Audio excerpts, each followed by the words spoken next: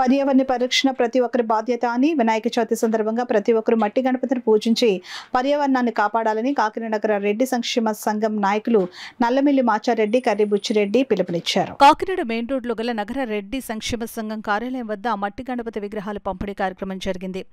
కార్యక్రమంలో Venkatakrishnareddy, KP Reddy, Karri Buchireddy, cine hero Medapati Vijayakrishnareddy, Mallidi Abbaireddy, Polagam Venkataramakrishnareddy, Karri Naga Sanjeev Kumar Reddy, Nallamilli సత్యరెడ్డిలు పాల్గొని బాటసార్లకు నగర ప్రజలకు మట్టి గణపతి విగ్రహాలను పంపిణీ చేశారు.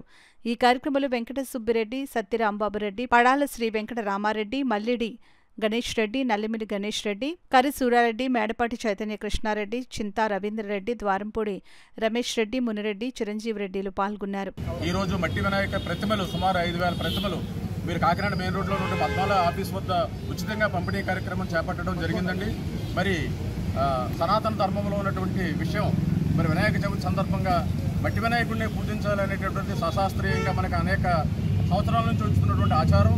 ఈరోజు ఆ అవేర్నెస్ లేక ప్రజల్లో ఆ చైతన్యం లేక అనేక రకాలైన విగ్రహాలు పూజిస్తూ ఉన్నారు. దానివల్ల పర్యావరణానికి నష్టం జరుగుతుంది, నీటి కాలుష్యం జరుగుతుంది, ప్రజల అనారోగ్యానికి బారి అవుతున్నారు. కాబట్టి ప్రజలందరిలోనూ ఈ చైతన్యం తీసుకురావాలని స్వచ్ఛంద సంస్థలు అందరూ కూడా ముందుకు వచ్చి మట్టి వినాయక విగ్రహాలు పంపిణీ చేయాలని మేము ఆదర్శంగా నిలిచి 2 రోజుల ముందుగానే మేము మట్టి వినాయక విగ్రహాలు పంపిణీ చేయడం జరుగుతుంది.